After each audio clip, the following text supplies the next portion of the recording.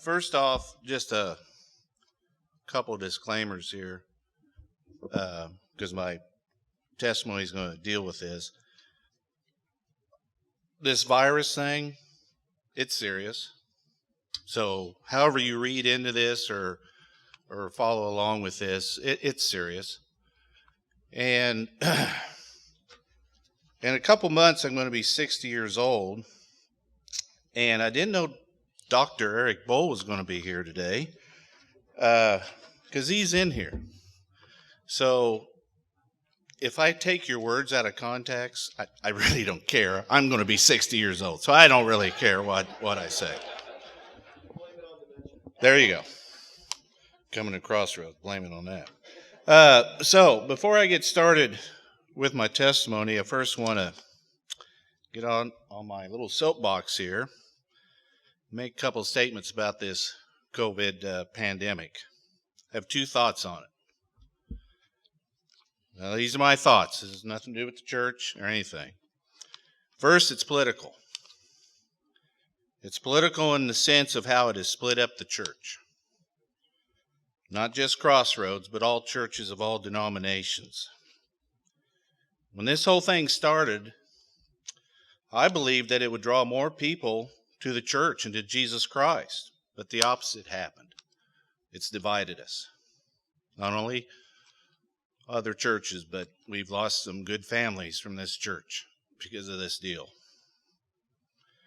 The church, in some sense, became the scapegoat in helping to spread the virus. States enacted laws banning church gatherings, even drive-up type of services. Streets in some cities were shut off, not allowing members to even go to their church. The Constitution, the Bill of Rights, guarantees us the right to worship freely with no government intervention, and here it is for all of us to see on a daily basis how this right is being trampled on. Now, don't get me wrong here. I'm all for what the church community, CrossRoads included, have done with online outreach programs to reach these individuals for whatever reason cannot come to an in-house service. And I applaud this. But the church as a body is and should be protected and not chastised for wanting to open its doors and letting those individuals who choose to come together be allowed to do so. I think this church has done a great service with its 10 commandments of reopening, that if you feel you want to attend or not, you are always welcomed here and you're not going to be judged. Now, my second soapbox comment is it's a virus. Not long ago, Dr. Eric Bowl was up here and talked how difficult it is and would be to come up with a vaccine for not only this virus, but any virus. It's a time and labor-intensive process. In our immediate family, my wife and I, we have nieces and nephews, and I have a sister-in-law who are in the medical profession, some being doctors and others nurse practitioners, and all of them have said that with a vaccine for this virus, the best you could hope for is a treatment that would mitigate some of the symptoms, much like the flu vaccine that we have now. And I believe eventually we are at some point in time, maybe not now, going to get some form of this virus. Now, don't mix my words here. I'm not saying to wear a mask or not. Stay inside or live outside. What I'm saying is this is an invisible enemy. It doesn't care if you wear a mask, stay inside, have your groceries delivered to you, or go pick them up yourself. At some point in time, this virus will infect us all. And if you are the type of person who has underlying health issues, then by all means, you need to take extra precautions. All I am saying is please don't judge me or someone else for not abiding by what you might think is the right thing to do. There is way too much information on this virus that I don't even think the experts know what the true symptoms are. Now let the social media folks roast me. I don't care. All right, now for my testimony. Chevy Chase's movie Vacation is kind of a classic. I've watched it a few times. The things that happened in the movie didn't happen to us on our recent vacation, but the idea that everything that could go wrong, well, June 23rd, my wife attends a rosary here in Salina for a family member. That following Saturday, the 27th, we leave for our vacation to Colorado, one that she has been planning for over a year to enjoy. Sunday morning, right after a night of visiting with family in Colorado Springs, we wake up. My wife takes some Dayquil tablets and immediately falls ill. Headache, nausea, tightness in her upper chest. Immediately, my mind's thinking the virus. I'm on that phone. I'm looking for what do we do here? After some phone calls, though, we find a urgent care facility. She goes, sees the doctor, comes out of the facility like a new woman, like nothing happened. Feels great. Everything is fine. The doctor told her she has altitude sickness. She prescribed some pills for her, and off we go again. Sunday evening, we are in Grand Lake. I don't know if, for those of you who have been up there, it's a beautiful place up in the mountains. And we had a hotel right next to the lake. We go and have a nice supper. Monday morning, we wake up to go across the street, get some breakfast. She's sick again. Headache, fatigue, can't seem to get enough oxygen. No pain in her chest, just breathing harder than she needs to. I go to the pharmacy, get her medication, and it seems to help. It's around this time we get the message from family back home. Oh, by the way, that rosary that you attended, someone was there with COVID and infected your brother and sister-in-law who are now sick, along with 18 other people. You might want to go get yourself checked. Well, we didn't leave due to the fact that the doctors we had talked to, and she was still calling. In fact, one of her niece is a doctor out there, and she's part of the COVID board for the Colorado Springs School District. They both were assuring her, nope, you got altitude sickness. So the next 2 days were Betty lying in bed about noon, feeling better. So then we go drive around, go through the Rocky Mountain National Park, or just walk uptown, sit on a bench, watch people. We go to a restaurant, get meals to go, and go back to the hotel room.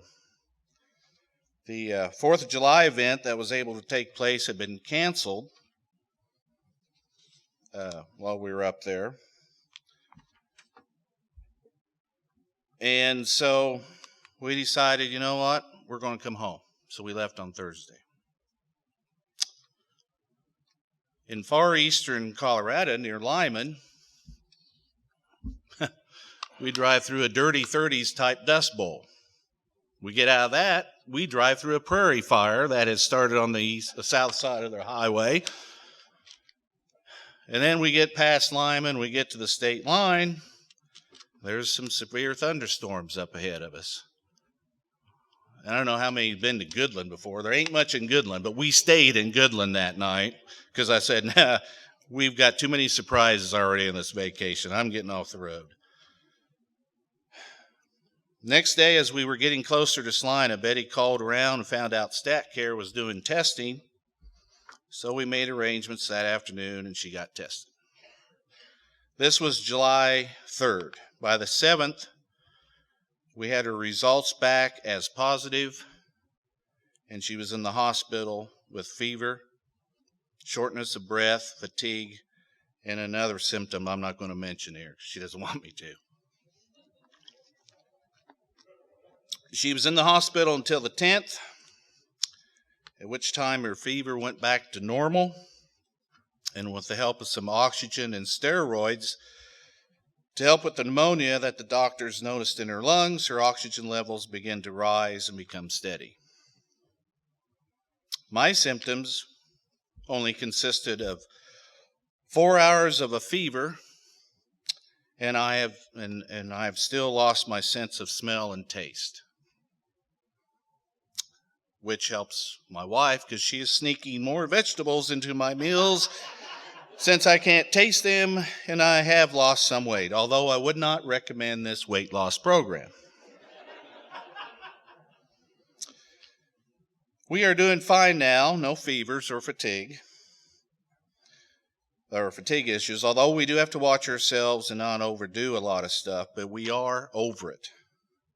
And I want to reassure everyone here that we were not in contact with anyone here in CrossRoads when we were exposed to this virus. We were in Colorado that first Sunday, and when we got back, we stayed at home. This is our first Sunday since our quarantine.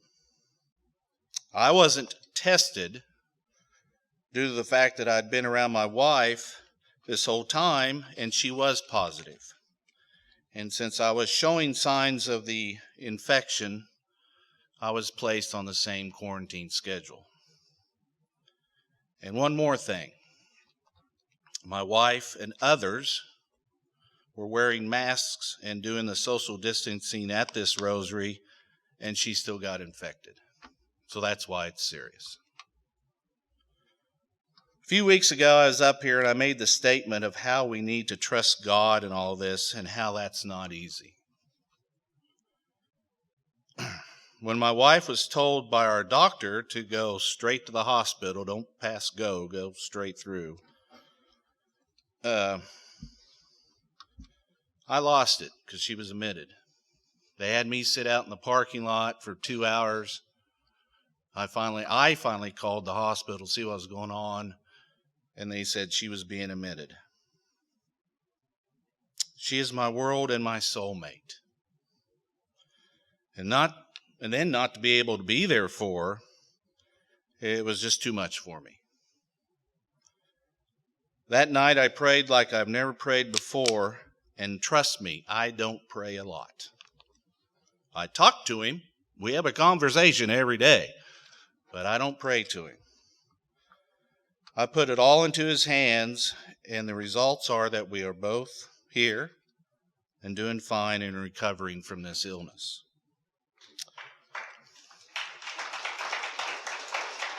Thank you. This could have been worse for us. Her brother and sister-in-law that had it, he suffered from severe headaches and body aches that would come and go. One day he'd be fine, next day he'd be laid up in bed. And his wife suffered from high fever and fatigue all the time. They're doing much better, and they're also over this as well. God does amazing things. He answered my prayers for healing my wife. I need to use this and put my trust in Him more and let Him show me and us that He does have this, all of this, under control, and in His time He will show us the results. But, there's always a but, as in the vacation movie, where in the end they make it to Wally World and ride that roller coaster. It's going to be one heck of a ride, and we had better hang on. Thank you.